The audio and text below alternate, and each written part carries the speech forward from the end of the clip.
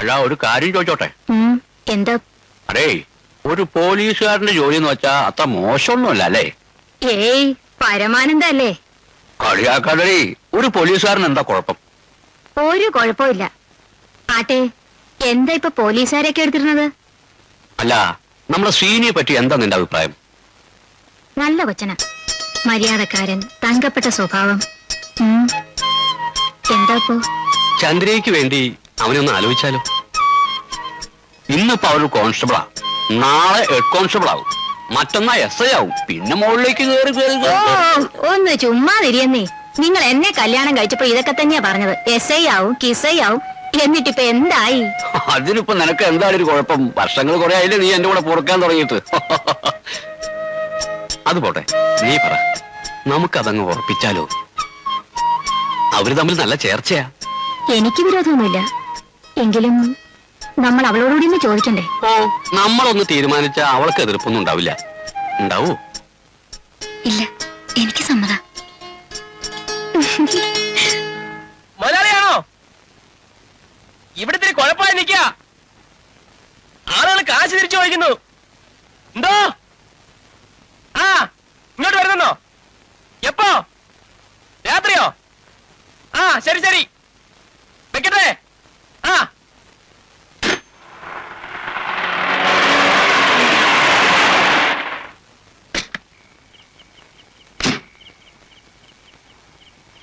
മുതലാളി വരുമെന്ന് പറഞ്ഞുകൊണ്ട് ഞാൻ കാത്തിരിക്കായിരുന്നു. കളക്ഷൻ മുഴുവൻ എടുക്ക്. ലോഡ് വരാത്തോണ്ട് ആകെ പ്രശ്നമായിരിക്കാണ്. നാട്ടുകാരോട് നാളെ അവധി പറഞ്ഞിരിക്കുന്നത്. കുറച്ച് കഴിയുമ്പോ അസീസ് വാനുമായിട്ട് വരും. ഈ സാധനങ്ങളൊക്കെ അതിൽ കയറ്റി ഈ കൊണ്ട് വന്നേക്ക്. അല്ല, സാധനങ്ങൾ കൊണ്ടുപോകാന്ന് പറഞ്ഞ? നമ്മൾ ഇവിടുത്തെ പരിപാടി നിർത്തുക. അയ്യോ, അപ്പൊ നാട്ടുകാരെ പിരിച്ച കാശ് എന്റെ കയ്യിലെങ്കിൽ ഈ കൊണ്ട് കൊടുത്തോ. അല്ല മുതലാളി, ഒന്നും പറയണ്ട, ഞാൻ പറഞ്ഞാണ്ട് ചെയ്താൽ മതി. എല്ലാവരെയും കബളിപ്പിക്കാനാണ് നോക്കുന്നെങ്കിൽ ഞാൻ അതിന് കൂട്ടു നിൽക്കില്ല. പീറ്ററെ, നീ വിശ്വസിക്കാൻ കൊള്ളാവുന്നവനാണെന്ന് അസീസിന്റെ ഒറ്റ വാക്കിന്റെ പുറത്താ നിനക്ക് ഞാൻ പണിയുന്നത്. ഈ നിമിഷം വരെ നിങ്ങളോട് ഞാൻ വിശ്വാസക്കേട് കാണിച്ചിട്ടില്ല, ഇനി കാണിക്കുകയില്ല. പക്ഷെ ഇത് വഞ്ചനയാ. താനക്കറിയോ, റോട്ടുമെന്ന് വന്നവനാ ഞാൻ. എന്നെ കുത്തി മലത്തിയിട്ട് ഇത് മുഴുവൻ പറക്കെടുത്തോണ്ട് പോകാൻ എനിക്ക് അറിയാനിട്ടല്ല. മര്യാദക്ക് ഞാൻ പറയുന്നത് കേട്ടോ. വരട്ടാ മുതലാളി, നിങ്ങൾ കാണിക്കാൻ തെമ്മാടിത്തരത്തിന് കൂട്ടു നിൽക്കാൻ എന്നെ കിട്ടില്ല. നിങ്ങൾ ഇവിടെ നിന്ന് കാശിന്റെ ഞാൻ നാട്ടുകാർക്ക് തിരിച്ചു കൊടുത്ത് മാപ്പ് പറഞ്ഞോളാം.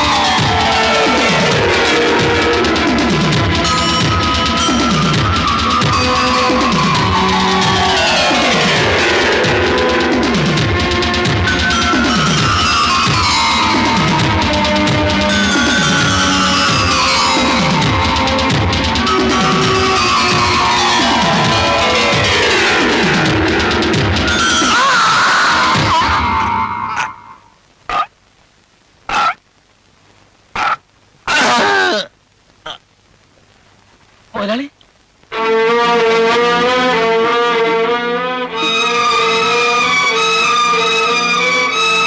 മുതലാളി,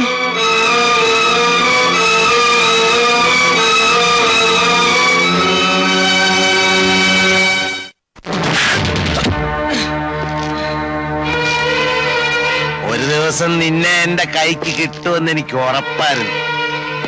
പാല് തന്ന കൈക്ക് തന്നെ കൊത്തി സ്വന്തം മുതലാളിയുടെ വള്ളയ്ക്ക് തന്നെ കത്തിക്കേറ്റില്ലടാ. സത്യം പറ, എല്ലാം മനസ്സിൽ ഉറപ്പിച്ച് പ്ലാനിട്ടല്ലേ നീ അയാളെ വിളിച്ചു വരുത്തിയത്? അല്ല സാർ, അയാളെ കാശും എടുത്തോണ്ട്. അയാളുടെ കയ്യിലെ കാശും പിടിച്ചു പറിച്ച് നീ ഓടാൻ ശ്രമിച്ചു. അയാൾ വിടില്ല എന്നായപ്പോ നീ കത്തിക്കേറ്റി. അതെന്താ സംഭവിച്ചത്? സർ, ഇനി അയാളെ തല്ലരുത്. എന്തോ സർ, ദയവ് ഇതിനെ ഇയാളെ ഉപദ്രവിക്കരുത്. ആഹാ, എന്നെ പഠിപ്പിക്കാൻ വന്നിരിക്ക. പ്രതിയെ കൊണ്ട് എങ്ങനെയാ സത്യം പഠിപ്പിക്കണമെന്ന് എനിക്കറിയാം. മനസ്സിലായോ? പറയടാ, ഞാൻ പറഞ്ഞല്ലേ സത്യം? അല്ല അല്ല അല്ലാന്ന് പറ്റുമെങ്കിൽ നീ കോടതി തെളിയിക്കടാ. എടാ, കർത്താവ് തമ്പുരാൻ വിചാരിച്ചാൽ പോലും നിനക്കിനി രക്ഷയില്ല. ഒന്നുകിൽ കയറ്, അല്ലെങ്കിൽ ഇനിയുള്ള കാലം ജയില്. രണ്ടിലൊന്ന് ഉറപ്പ്.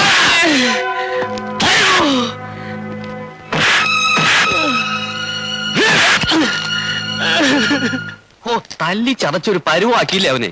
നീ നോക്കിക്കോ, ഈ കരിമ്പാറ പുഴുത്തേ ചാവും. പീറ്ററിന് ശിക്ഷ കിട്ടുവോ? കിട്ടാതെ എങ്ങനെയാ? തെളിവുകളൊക്കെ അവനെതിരല്ലേ. അതും പോരാത്തേന് ആ കരിമ്പാറാണ് റിപ്പോർട്ട് ചെയ്തിരിക്കുന്നത്. അങ്ങനെ ഇങ്ങനെയൊന്നും ഊരാൻ പറ്റില്ല. പിന്നെ ദൈവാധീനം ഉണ്ടെങ്കിൽ എന്നാലും പാടാ. പീറ്റർ പറഞ്ഞായിരിക്കും സത്യം, എനിക്കത് ഉറപ്പാ. ആ, പ്രതിയുടെ മൊഴി അടിസ്ഥാനാക്കി കേസ് വിധിക്കുന്ന സമ്പ്രദായം ഈ നാട്ടിലില്ലല്ലോ. എന്തോ ഒന്നും എനിക്കറിയില്ല. ആ, അയാളെ വെറുതെ വിട്ടാ മതിയായിരുന്നു. എന്തായാലും നാളെ കോടതി കൊണ്ടുവല്ലേ. ദൈവം രക്ഷിക്കട്ടെ.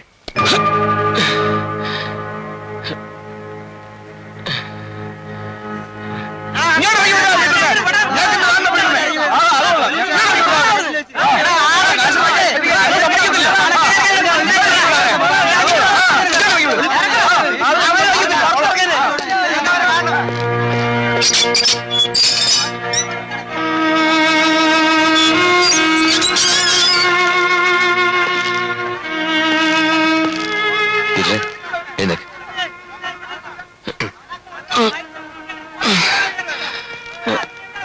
ചായ കുടി.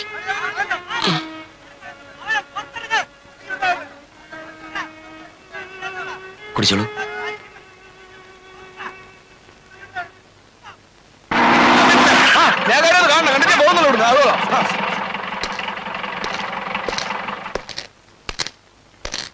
എന്താണ് അവിടെ ബഹളം? സാർ ഞങ്ങൾക്ക് പീറ്ററിനൊന്ന് കാണണം സാർ. ഞങ്ങളുടെ കാശ് വാങ്ങിച്ചോളുമ്പോ ഞങ്ങൾ അങ്ങനെ സമ്മതിക്കത്തില്ല. നിങ്ങൾക്ക് എന്തെങ്കിലും പരാതി ഉണ്ടെങ്കിൽ കോടതി ഇപ്പൊ പറയണം. ഇത് പോലീസ് സ്റ്റേഷനാണ്, നിന്റെ ഒന്നും തന്തര വകയല്ല. ഇവിടെ കിടന്ന് ബഹളം ഉണ്ടാക്കിയ എല്ലാത്തിനും ചവിട്ടി നാട്ടിലേനെ ഉരുകളയും. അങ്ങനെ പറഞ്ഞ എങ്ങനെയാ സാർ ശരിയാവുന്നത്? ഞങ്ങൾ പീറ്ററിനെ കാണാനാണ്.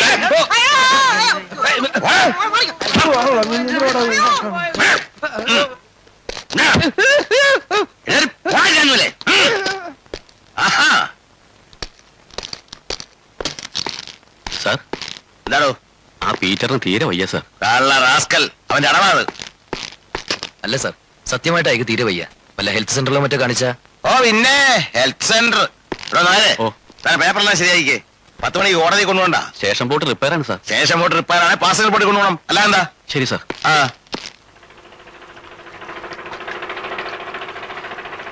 അച്ഛാ, അച്ഛാ, എന്താ എന്താ മോളെ?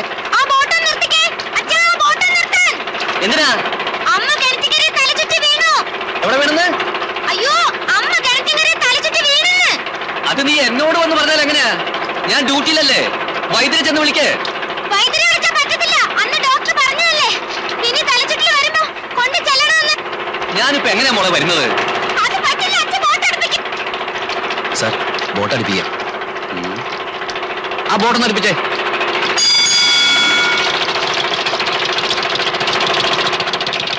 ഈ എന്താ മോളെ ഈ പറയുന്നത്? ഞാനിപ്പോ എങ്ങനെ വരാനാ? ഇയാളെ കോടതി കൊണ്ടുപോകണം. അതൊന്നും എനിക്കറിയാൻ വയ്യ. അച്ഛൻ അവിടെ വരെ ഒന്ന് വന്നേച്ചു പോ. അതിപ്പോ അങ്ങനെ പറഞ്ഞാൽ എങ്ങനെ? സാറ് പൊക്കോളൂ, ഇവനെ ഞാൻ കൊണ്ടുപോകலாம். വീട്ടിലും ആരും ഇല്ലല്ലോ. അത് ശരിയാവൂ. ഒരു കുഴപ്പമില്ലെന്നേ. എന്നാ ഞാനൊന്ന് വീട് വരെ പോയിട്ട് വരാം. നിന്റെ പുറകെ തന്നെ ഞാൻ കോടതിയിലേക്കാം. ഈ ഫയൽ വെച്ചേ. ശരി സാർ.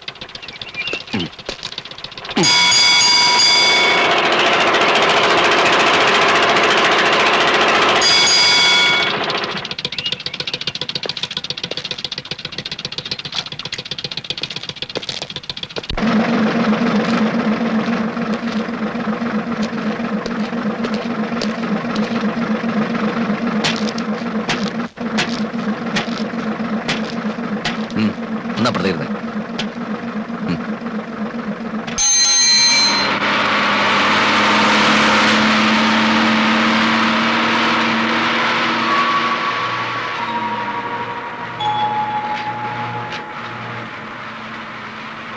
എങ്ങനെ കൊല്ലാൻ തോന്നി? കൊല്ലാൻ ഒരുങ്ങിയത് സേട്ടുവാ. എനിക്ക് രക്ഷപ്പെടണമെന്നേ ഉണ്ടായിരുന്നുള്ളൂ. കാരണം ഇനിയും ജീവിച്ചിരിക്കേണ്ട ആവശ്യമുണ്ട് എനിക്ക്. എനിക്ക് വേണ്ടി കേസ് പറയാനോ ജാമ്യത്തിലെടുക്കാനോ ആരുമില്ല. ഞാനൊരു സഹായം ആവശ്യപ്പെട്ട നിങ്ങൾ ചെയ്യുമോ?